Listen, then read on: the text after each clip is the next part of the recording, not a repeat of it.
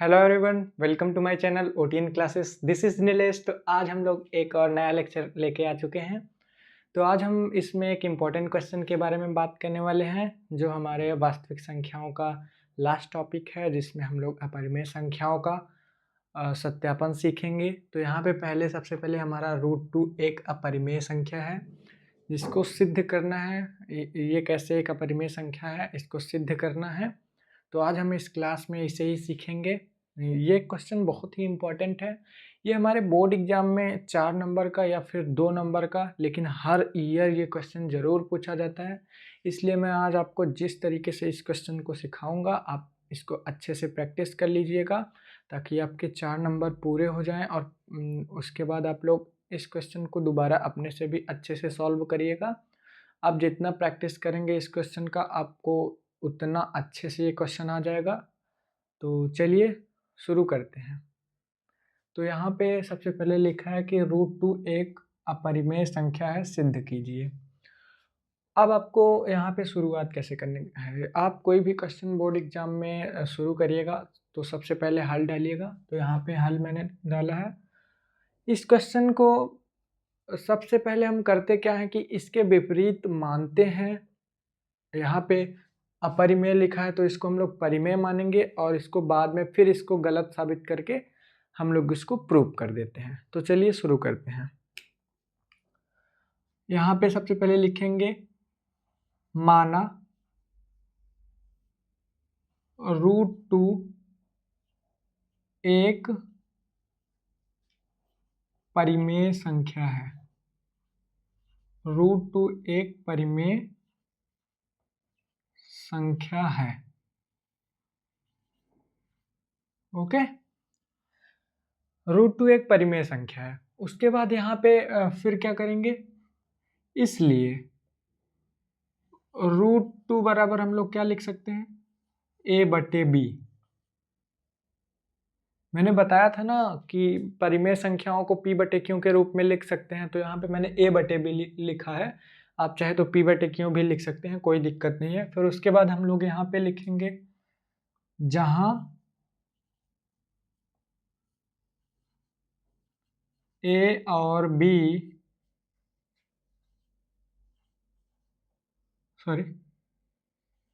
सहअभाज्य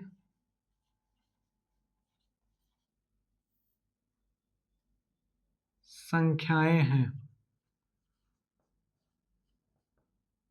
सहअभाज्य संख्याएं हैं तथा b डज नॉट इक्वल 0। तो यहाँ पे मैंने कहा कि b 0 के बराबर नहीं होना चाहिए, और ये a और b दोनों क्या होना चाहिए, सहअभाज्य। सहअभाज्य संख्या क्या होती है, आप इसको ध्यान से सुनिए, मैं आपको बताने जा रहा हूँ। सहअभाज्य संख्याएं दो संख्याओं का एक ऐसा जोड़ा होता है जिसका मासा 1 हो, या फिर जिसका 1 के अलावा और कोई गुणनखंड ना हो। जैसे हमारा यहाँ पे है 2,3, ये क्या है, हमारा सहभाज्य संख्याओं का पेयर है। या फिर जैसे हमारा 18,25, ये क्या है, हमारा सहभाज्य संख्याओं का एक पेयर है। तो आप लोग इसको भी अच्छे से तैयार कर लीजिएगा। ये हमारे बोर्ड एग्जाम में बहुविकल्पी क्वेश्चन में पूछा जाता है। ओके, तो अब आगे क्या करेंगे, यहाँ पे अब उसके बाद यहाँ पे हम लोग इसको पक्षांतर करेंगे। √2 b बराबर a। अब क्या करेंगे, यहाँ पे लिखेंगे दोनों पक्षों का वर्ग करने पर, दोनों पक्षों का वर्ग करने पर। ओके, √2b का होल स्क्वायर बराबर a का स्क्वायर, यहाँ पे आएगा हमारा 2b² बराबर a स्क्वायर। यहाँ पे √2 का स्क्वायर हम लोग करेंगे तो ये हमारा 2 आएगा, क्योंकि कोई भी संख्या अगर हो तो हम लोग उसको रूट में 2 बार लिखते हैं, तो हमें आंसर यही मिलता है। इसलिए यहाँ पे इसका स्क्वायर करेंगे तो √2b² आया। ओके, अब इसके बाद फिर यहाँ पे मैं लिखूंगा बी स्क्वायर बराबर, इसको पक्षांतर कर देंगे ए स्क्वायर बटे 2। ओके, ये हमारी क्या हो गई, पहली इक्वेशन हो गई।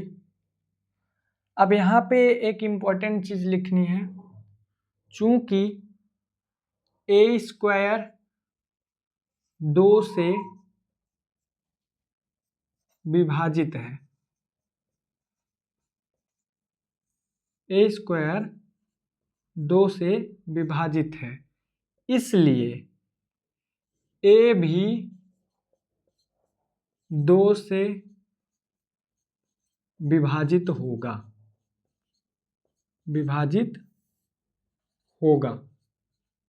ओके, तो यहाँ पे इसका मतलब क्या है, यहाँ पे देखिए जैसे लिखा है ए स्क्वायर बटे 2, तो इसका मतलब है कि 2 ए स्क्वायर को विभाजित कर रहा है। और फिर मैंने लिखा कि जब ए स्क्वायर विभाजित हो रहा है तो ए भी 2 से विभाजित होगा। जैसे यहाँ पे मान लीजिए हमारा 5 का स्क्वायर है, तो ये हमारा 5 से कटेगा, तो 5 भी तो हमारा 5 से कटेगा, है ना। इसका कहने का मतलब ये है, मान लीजिए मैंने 2 ही ले लिया, 2 का स्क्वायर है, 2 से कटा, तो 2 भी तो 2 से कटेगा। मान लो यहाँ पे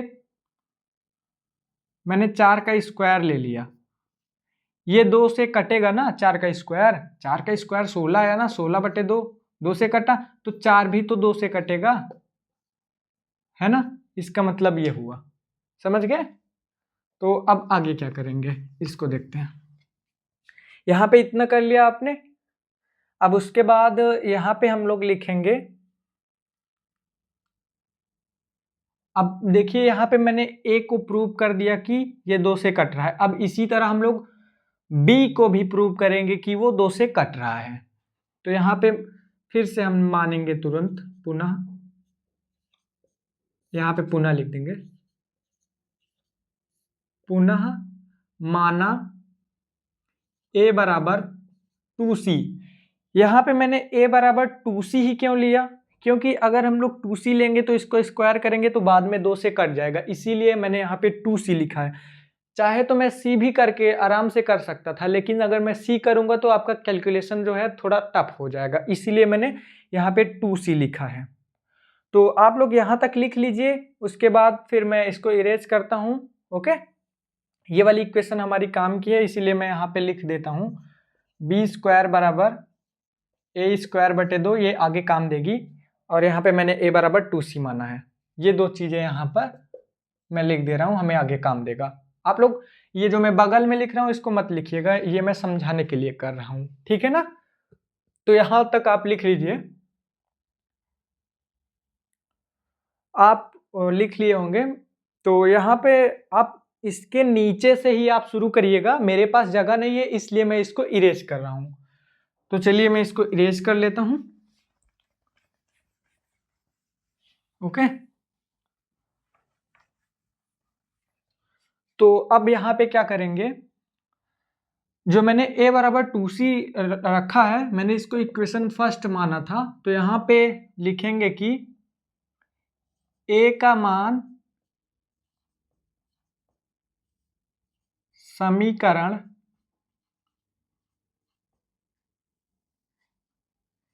एक में रखने पर। ओके, तो हमारा इक्वेशन फर्स्ट क्या था, बी स्क्वायर बराबर ए स्क्वायर बटे 2। तो अब ए की जगह हम लोग क्या रखेंगे, 2c, यहाँ पे मैंने माना था, नीचे आपने लिखा होगा। तो यहाँ पे बी स्क्वायर बराबर 2c का स्क्वायर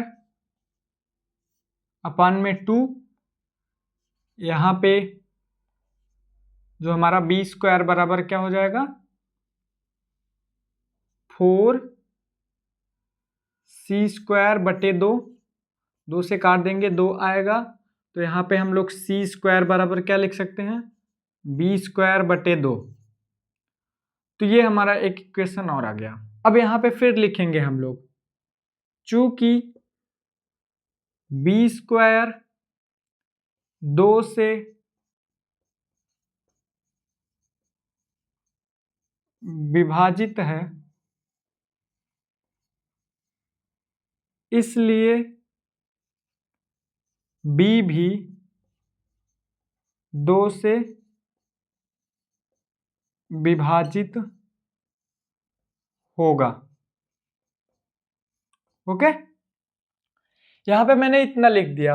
अब उसके बाद मैं यहाँ पे लास्ट में इस क्वेश्चन के जो लाइन लिखने जा रहा हूं वो बहुत इंपॉर्टेंट लाइन है, आप उसको जरूर लिखिएगा, तभी वो आपका माना जाएगा कि आपने सिद्ध किया है, सही सिद्ध किया है।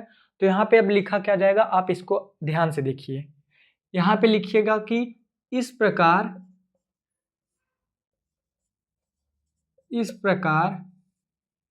हम कह सकते हैं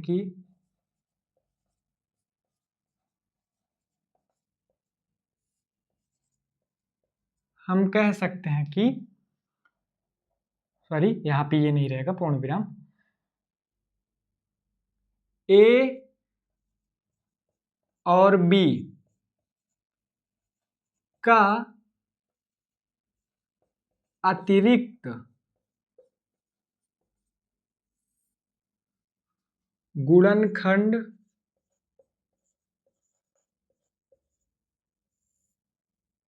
दो है, इसलिए √2 एक परिमेय संख्या है। ओके, अब फिर उसके बाद यहां पे फिर क्या लिखना है, परंतु इस तथ्य का विरोधाभास, क्या विरोधाभास यह है कि √2 एक